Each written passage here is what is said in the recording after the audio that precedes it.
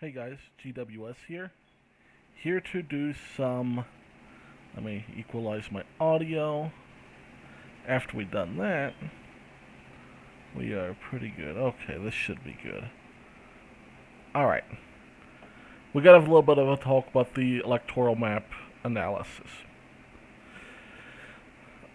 First of all, interesting insight here. Let's look at a particular route that could happen in this election.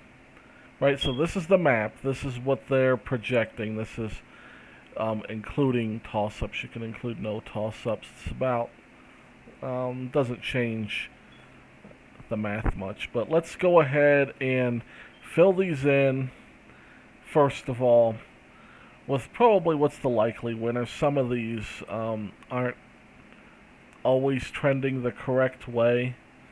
But let's just paint a picture here. Well, Wisconsin will be a toss-up in this case.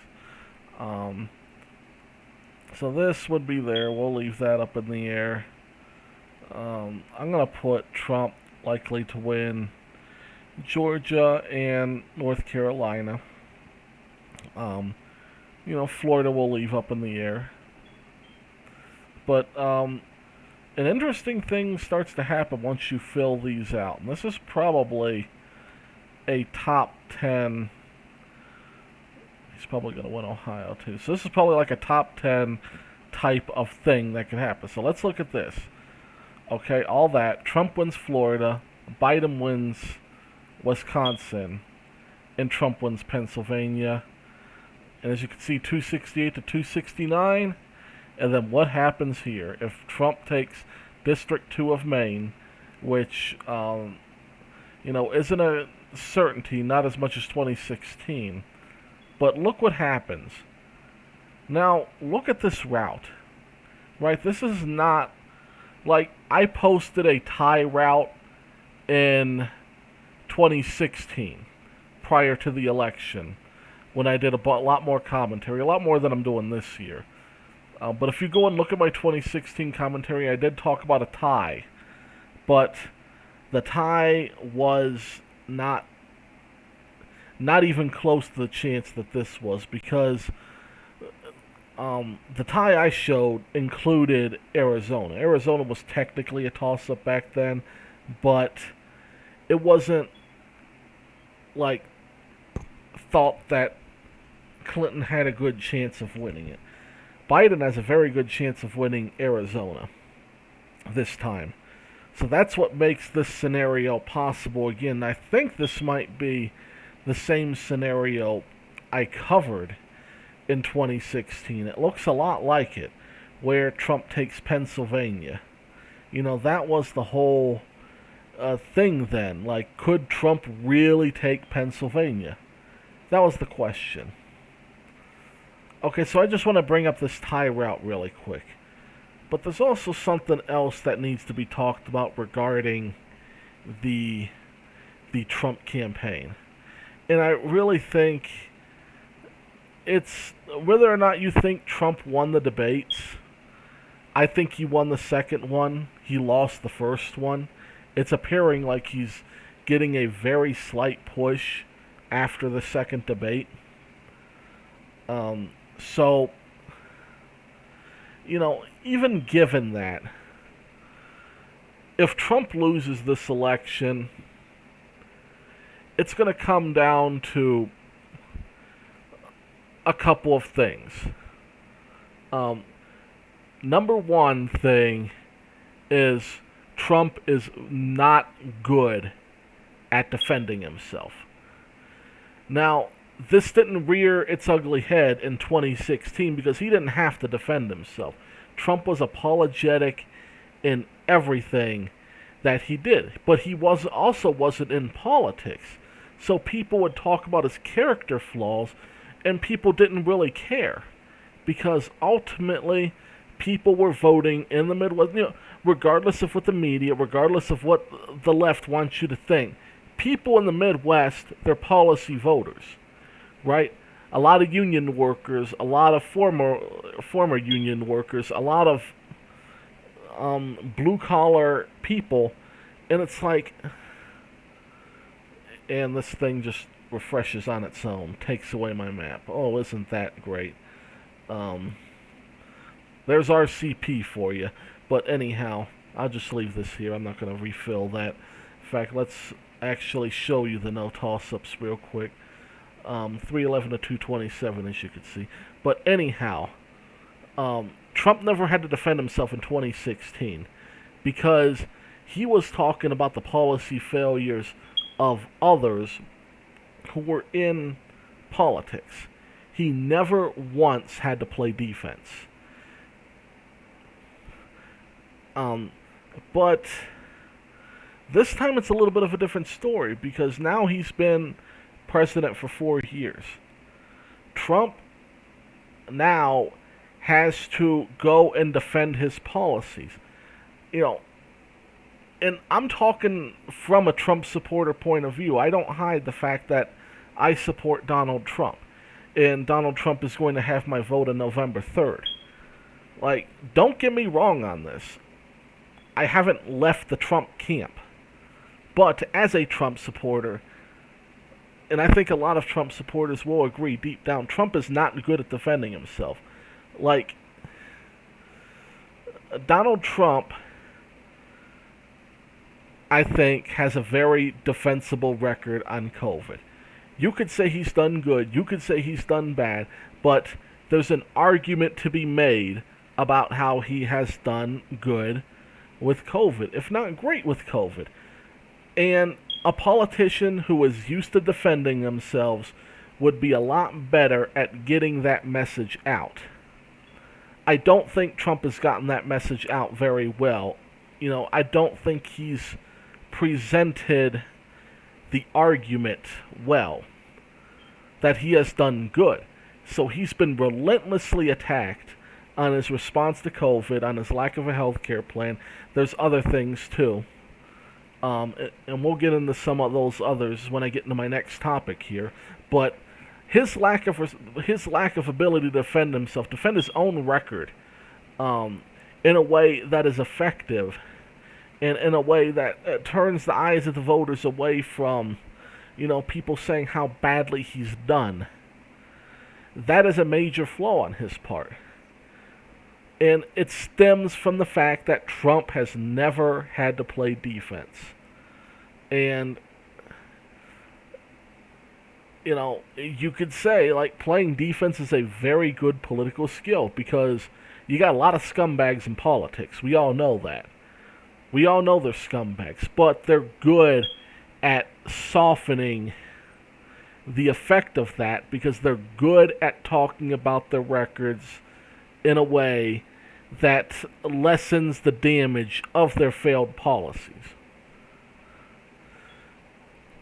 And like I said, Trump's style is not conducive to playing defense. And yeah, he has thrown some effective attacks at Joe Biden. And I think those attacks are what have kept him in the race. But him playing defense is the reason that, who even knows where the American people are at? Because if you look at the accuracy of the polls in 2016, it was awful. But at the same time, in 2018, the polls were a lot closer to reality, although that wasn't Trump running, but that's another thing entirely. But the fact is this, if Trump loses, I still think there's a better than 50% chance Trump wins. I also think that tie scenario that I just laid out is, I would call it greater than 5%. Because it does fall into, let's actually go and look at it again. Let's, let me go a little bit more into detail on it, because I just kind of skimmed over it to talk about other things. But let's look at that tie scenario that I laid out. So you got Trump winning Iowa, you got Biden winning Wisconsin, you have Trump winning Ohio, you have Trump winning Pennsylvania, you have Trump winning North Carolina, Georgia, and Florida. if you look at the map and the trends of things, and I live in Arizona, so I can actually, it's anecdotal, I know, but if you look at the polling accuracy in Arizona in 2016, it was pretty close to reality, right? So, let's look up kind of these toss ups here. Nevada's leaning blue, and they've been leaning blue for a while, so that's probably going to Biden. Arizona, I think, is more likely than not to go for Biden. Minnesota, I think Trump can win it, but if in the long game of history, Biden's more likely to win it. Wisconsin's a toss-up too, but you've had polls. Let me actually put Trump winning these two as well. If you even look at just the grand scheme of history, Democrats usually win Wisconsin, though it's been close for decades now. So it's like, yeah, Democrats usually win. But, let's just say that it's incredibly plausible that Biden wins Wisconsin. Same thing for Michigan, and I think Michigan's probably one of those that Biden will win by 3 to 5. They do have a fairly popular governor. I don't think it's deservingly popular, but for whatever reason, they do have a pretty popular governor in Whitner there. So, pretty likely there. North Carolina, just in general trends, leans Republican. I think it's probably more likely than not that Trump wins North Carolina. Don't read 538 because they're always wrong and crap. Georgia, same thing. I think that Trump is more likely to win Georgia than lose it. Florida, I honestly think Florida is leaning Republican, and Trump's probably going to win that. And the same thing with Ohio. I don't think Ohio's going to be that close. The only one that's kind of controversial I put here is Pennsylvania, but even Pennsylvania is toss-up, so it's not implausible that Trump wins it, right? So, given that, there's probably, like I said, at least a 5% chance of this election ending in a tie. But the thing is, the problem, too, is that this 269 to 269, it's a little bit misleading, because what happens in that case? What happens is the election gets kicked to the House, and then the House will vote for the president. And who do you think the House is going to vote for? It's going to be for Biden. Almost certainly Biden. And that's what makes this really more throwaway, but it would be interesting to see a tie. But anyhow, back to the point I was getting at. Trump has been unable to pull away from Biden. I think if Trump had a good team, and if he was able to play better defense, I think he could be up 3 to 5.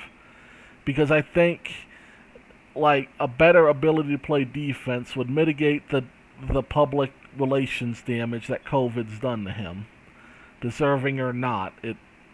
There is the perception that Trump is to blame. And, perception is 9/10 of reality, as they say. So, you got that. But there's also something I think that you really can't just blame on Trump's nature. And this went back to something I believe I pointed out in 2018. And that is the lack of focus on healthcare. And I think that is where Trump is going to lose the suburbs. Because, I don't like the idea of healthcare plans in general. I think it puts, too much rigidness into the system. It puts something that can just fall like a stack of dominoes like Obamacare did, where Obamacare depended on all these systems, and all it took was for the court to knock down one system, and now Obamacare's gone. I think it's a good thing that Obamacare's gone, but there's a lot of people who don't. Um, and these healthcare plans in general, these big healthcare plans, they're too rigid. So rather than having these blockbuster, huge healthcare plans, I think that a piecemeal approach is better. But even if Trump's plan were a piecemeal approach, which would be fine, and I think you could sell it to the people if you sell it right. Um, the problem is Trump has really dropped the ball, and I think he's almost lost connection with a lot of the issues that voters are focused on. I think he's too focused on 2016. I think he's just, basically, I think a good way to put it is his obsession with his economic record. And I agree, he's had a good, solid economic record. I think he overblows it, but we were having economic gains. There was expansion. Lower classes did see gains that they hadn't seen in a long, long time.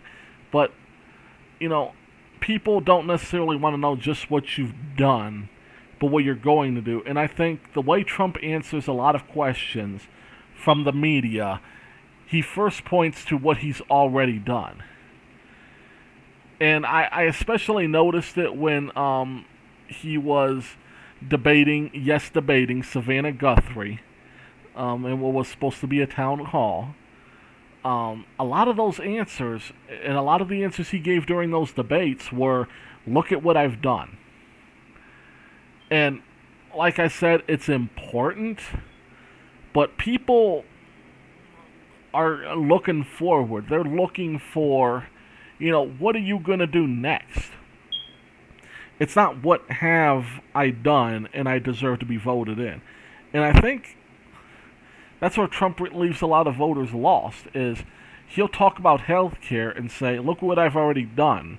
I removed the mandate, I got VA choice, and he points to a couple other things that he did. But, the one thing he doesn't do is say, like, what's going to happen in the future. He'll say pre-existing conditions, but he's a little bit vague. And I think it's a general lack of focus. And it's not even just a Trump problem on healthcare. On healthcare, it's a Republican problem, because Republicans lost the House completely in 2018 off of healthcare. That was the number one issue at the time. And I don't think it's as high of an issue, but it's still incredibly high. Like, ultimately, people are very concerned with the direction of healthcare and what kind of system they want. But it's like, I like a free market system, but you have to sell that to the people. And you have to sell that by releasing legislation, making statements, and making sure people understand that your focus is on healthcare, and that it's one of your primary concerns as much as it is one of their primary concerns. But I haven't seen it from Republicans. I keep seeing the same things that lost them the 2018 election, and Trump is making a lot of those same mistakes. And it's going to make it a lot more interesting of a race than it should be, and where Biden could win. Like I said, I think, I did predict it at Biden 60%, but I'm not so sure how confident in that I am. I think, or Trump 50% rather, not Biden. I'd say it's more like Trump 54% or something right now, because it's just, like I said, I don't think he's made the argument nearly as well as he did in 2016. Um, and it's going to be a lot harder because, you know, Biden has problems, and I think this Hunter Biden stuff, um, I think there's still a couple more days for something to come out to have an impact on the election. But ultimately, people aren't going to change their feelings about Joe Biden that much unless there's just some big blockbuster thing that comes out right before the election, like he killed somebody. Because people's thoughts on Joe Biden are, yeah, he's a little bit slow and senile, but they like him in the same way that they like an uncle. And that's how they kind of see Joe Biden as a little bit of a, version of Trump, where Biden is a freewheeler. He's a, you know, he can talk in an unrefined way, just as Trump can. And that's going to make it, Trump doesn't have a free pass this time like he did over Hillary, where he could just walk on her by calling her political elite and all that. And yeah, some of those arguments work against Biden, but not all those arguments work against him. And the overall perception of him, I think, lessens the impact of him being a politician for 47 years. But anyhow, I just figured I'd share my insights with you guys since I haven't been posting in a while. I'll go ahead and upload this to my channel. Thanks for listening. God bless. And I will be back before the election with not only more commentary, but a final prediction. Thanks for listening. God bless.